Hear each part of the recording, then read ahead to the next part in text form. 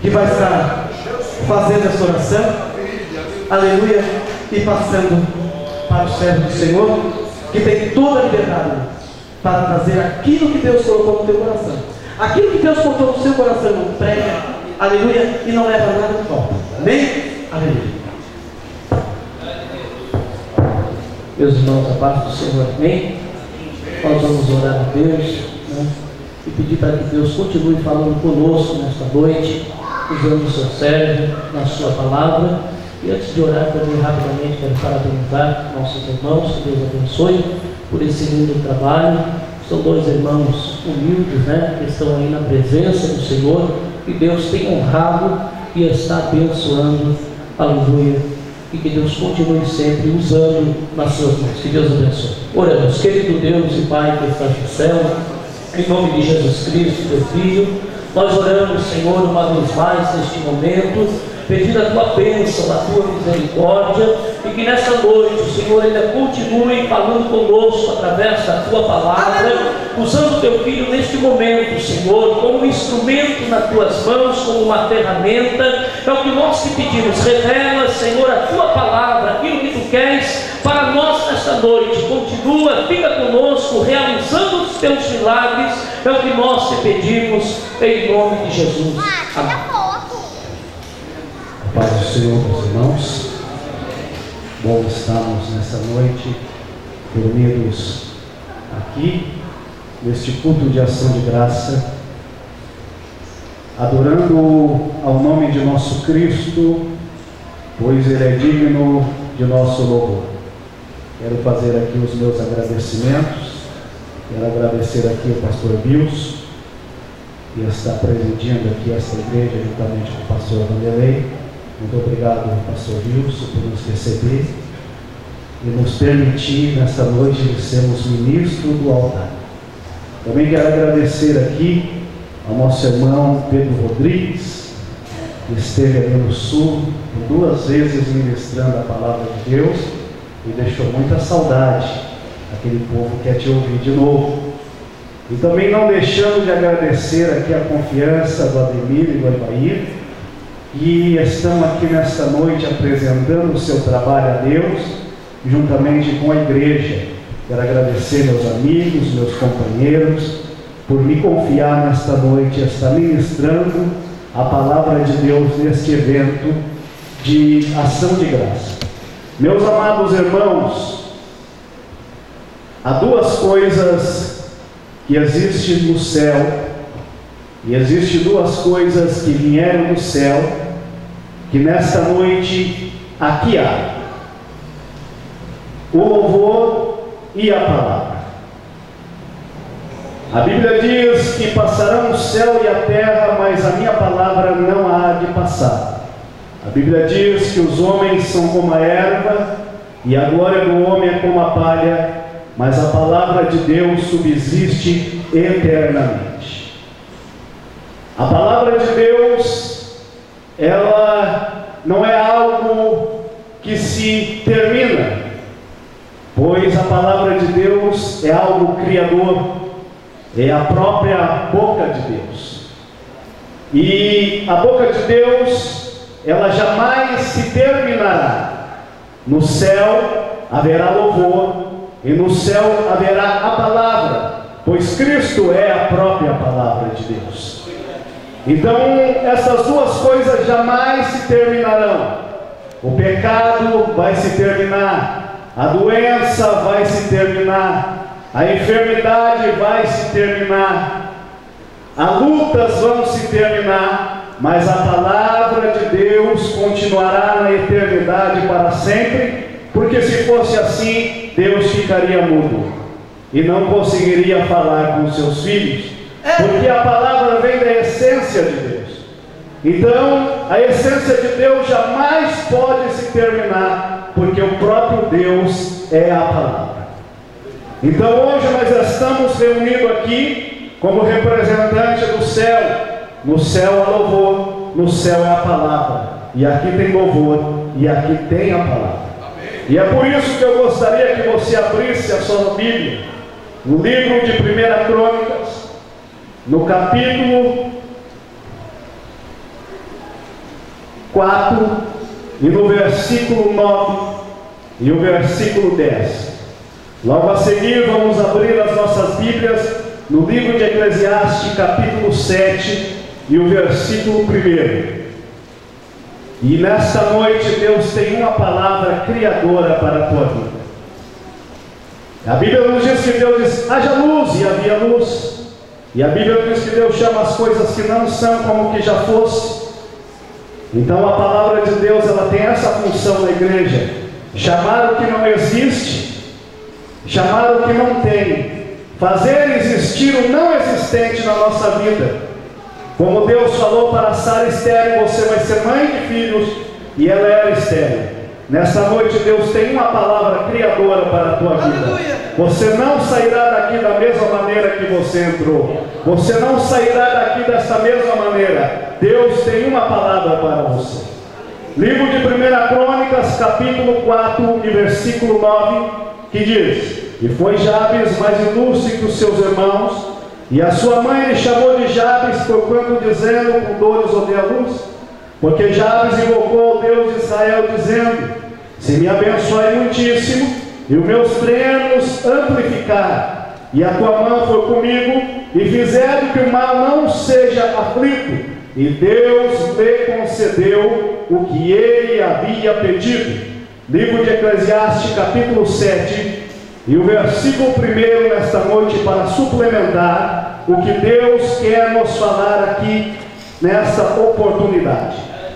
Livro de Eclesiastes, capítulo 7, e o versículo 1, para suplementar nesta noite a palavra de Deus, que nos diz o seguinte: melhor é a boa fama do que o precioso unguento.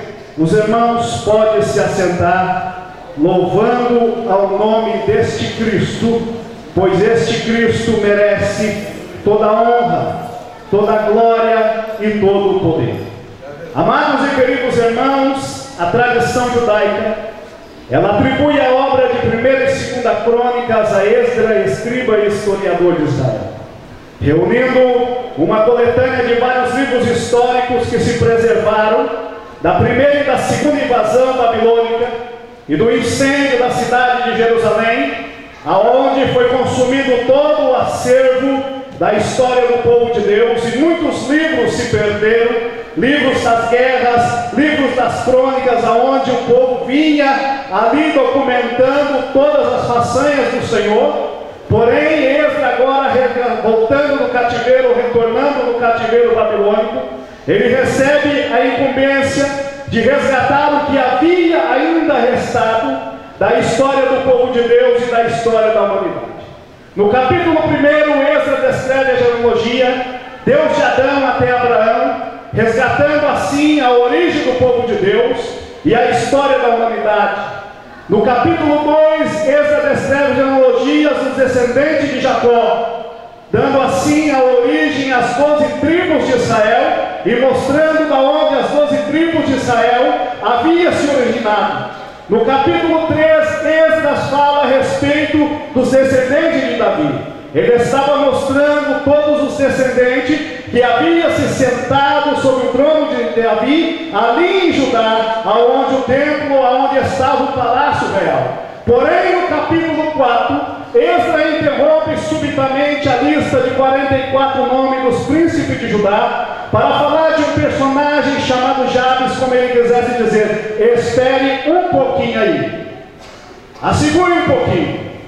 Há algo sobre este homem que vocês precisam saber. Este homem não é apenas mais um homem e mais um nome em meio a uma lista interminável de uma genealogia. Este homem não é um homem qualquer. Há algo sobre este homem que vocês precisam saber. Há algo interessante sobre este homem, é uma grande lição na vida deste homem que as posteridades ou as gerações futuras precisavam saber. Há algo na vida deste homem que eu preciso vos relatar. Até onde sabemos da vida deste homem é que ele viveu no ano 1444, aproximadamente antes de Cristo, no reino do sul de Israel, no tempo dos juízes e no tempo em que a adoração de Israel ainda era na região silonita e que nem sempre o mais ilustre que os seus irmãos. Na realidade, ele pode ser descrito como o patinho feio dos príncipes de Judá. Em contradições de outros príncipes que receberam nomes marcantes que lhe favoreciam no consenso de Israel, Jabes não foi favorecido, e havia um grande desfavor desse príncipe dentro da nação. Esse homem não havia sido favorecido como os demais príncipes. Havia algo contrário na sua vida, havia um vento contrário, havia palavras contrárias, havia uma grande contrariedade na sua vida que não deixava esse príncipe prosperar e não deixava esse príncipe ir para frente. O segundo versículo que nós lemos aqui nos diz que mais digno de ser escolhido é a boa fama, ou o precioso nome do que o precioso vento.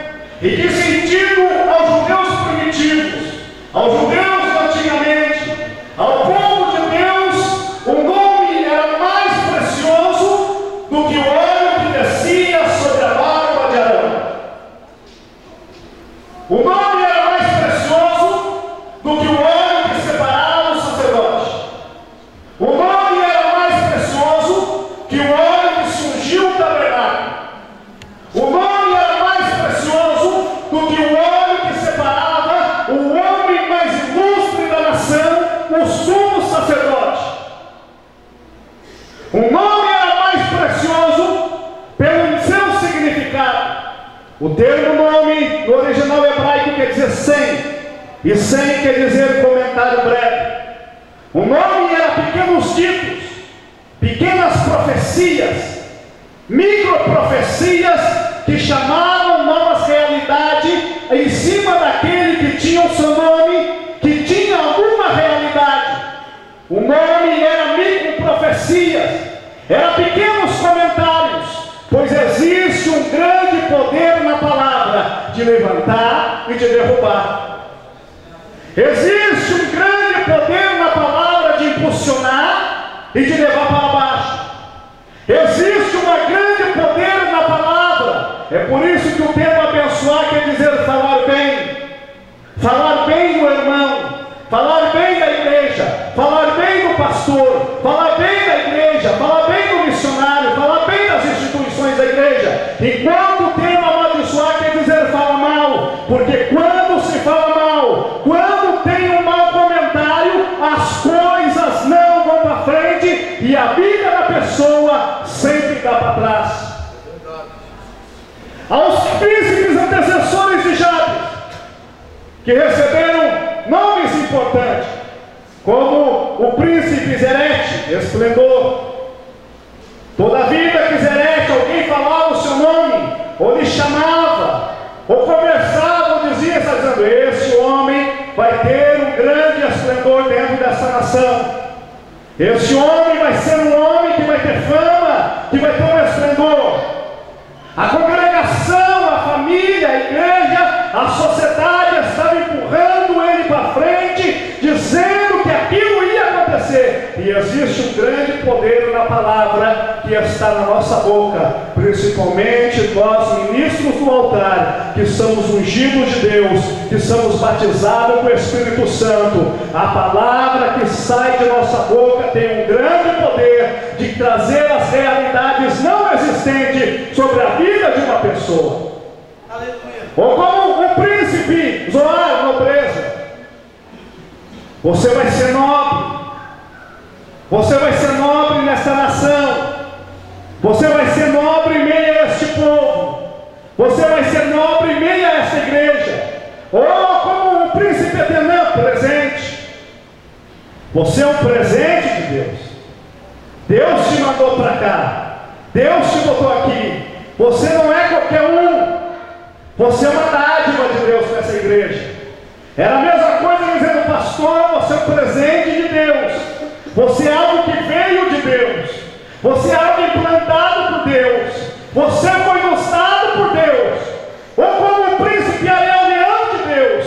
Um guerreiro. Você é guerreiro. Você é forte. Você é poderoso. Você vai conseguir. Ou como o príncipe Jabes, causador de dor, causador de ruína, arruinador. Era ou não era o patinho feio dos príncipes de Judá? Todas as vezes se comentava Isso é causador de dor.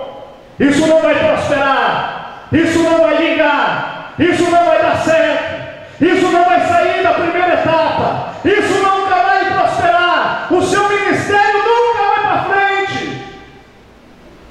Todas as vezes que abriam a boca para falar o nome desse príncipe, era como estivesse lançando ele 3 quilômetros de atraso por dia. Há um grande poder na palavra. Há um grande poder na palavra. Há um grande poder no que nos falamos. Há um grande poder na maneira que nós nos portamos e na maneira que nós falamos de nossos irmãos, de nossos pastores e de nossas igrejas. Há um grande compromisso da palavra que sai da nossa boca. Deus nos colocou como representante da bênção. Eu vou te abençoar e em ti serão benditas todas as nações da terra. Deus não nos chamou para amaldiçoar, para falar mal, para não acreditar. Deus nos chamou como descendência de Abraão espiritual, pela filiação, abençoar todas as famílias da terra. É verdade, Jesus. E às vezes nós encontramos em meio aos nossos irmãos, em meio aos nossos ministros, aqueles que não acreditam, aqueles que não louvam, aqueles que não mandam para frente aquilo que temos em nossas mãos. Quando nós olhamos a trajetória desse homem, quem lhe deu este nome pejorativo foi a sua mãe. A sua mãe acreditou em todos, mas não acreditou no próprio filho. A sua mãe acreditava em todos, mas não acreditou no próprio filho. E pelos dias que nós estamos passando, parece que a igreja que gera, a igreja onde a pessoa se converte, aonde ela vem para Cristo, aonde ela nasce em Cristo, muitas vezes aquela pessoa não é acreditada. E Jesus mesmo disse: não existe profeta sem honra, senão em meio aos seus, as suas parentelas. Porém uma coisa, a honra é uma coisa, veracidade da palavra e ser homem de Deus é outra coisa, bem diferente. É duas coisas diferentes, é ser homem de Deus e receber honra. Não quer dizer que ele não é homem de Deus e meia parentela. Não quer dizer que ele é desqualificado e meia parentela. Há muitos talentos preciosos e meia parentela. E Jesus foi enfático em dizer: guarda o que tu tens, porque senão alguém vem e rouba a tua coroa. E a Bíblia é enfática em dizer que a coroa ou o galardão dos pais é os filhos. Aqui a pouco outro valoriza, outro leva e outro leva aquilo que era teu. Outro tira aquilo que era teu. Outro tira aquela bênção que era tua. Guarda o que tu tens. Zela pelo que tu tens. Cuida pelo que tu tens. Guarda pelo aquilo que Deus te deu. Pelo aquilo que Deus te confirmou. Ali a pouco vem outro e leva a tua bênção. Leva a tua vitória. Em meio a todos esses emaranhados da vida, o vento batendo contra a vida desse homem, e todas as portas se fecharam para Jabes, a Bíblia nos diz que este homem clamou ao Deus de Israel. E quando a Bíblia nos usa o termo Deus de Israel, ela não está qualificando um gênero seleto, como Deus disse: eu sou Deus de Isaac, eu sou Deus de Abraão, eu sou Deus de Jacó. Deus estava selecionando os homens que lhe serviam e estava mostrando o padrão que Deus queria que o homem servisse a ele. Quando Deus diz o Deus de Israel, ele diz o Deus de toda a nação, Deus dos grandes, Deus dos pequenos, Deus dos desqualificados, Deus daqueles que não têm nada, também Deus daqueles que têm muito. Quando fala do Deus de Israel, não está falando de um Deus de uma minoria com privilégios no Brasil. Quando está falando do Deus de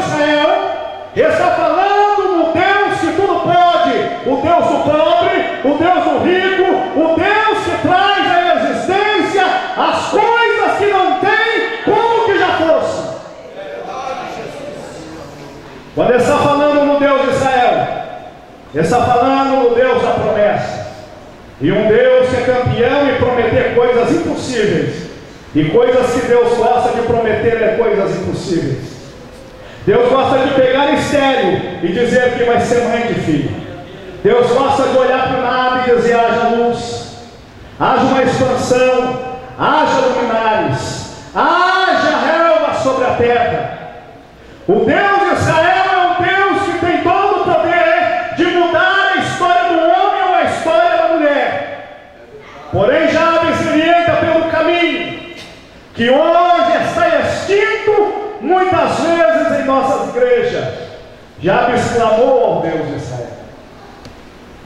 A oração é a mais poderosa ferramenta que Deus nos deixou. É a oração. É o caminho, é a oração. O caminho da vitória para vencer é a oração. A nossa igreja, Assembleia de Deus, ela não nasceu de um projeto acadêmico. Ela não nasceu de um projeto acadêmico. Ela não nasceu em um plenário. Ela não nasceu em uma faculdade. Ela nasceu no joelho de Daniel Berg com Levi. Ela nasceu no joelho da irmã Celina Buquerque. Ela nasceu nos joelhos de homens e mulheres simples, de mulheres que não tinham muito estudo, não tinham muito grau de instrução, mas nasceram debaixo do joelho de um ministério que orava, de um ministério que orava sem cessar, dia e noite. A igreja Assembleia de Deus nasceu. Nada nasce se não for pela oração. É a mais poderosa ferramenta. Jesus mesmo disse: se permanecerdes em mim e a minha palavra permanecerdes em vós, pedirei o que quiserdes e vos será feito. Jesus não bota limite na oração. Jesus não bota limite no que nós devemos pedir. Jesus não nos bitola.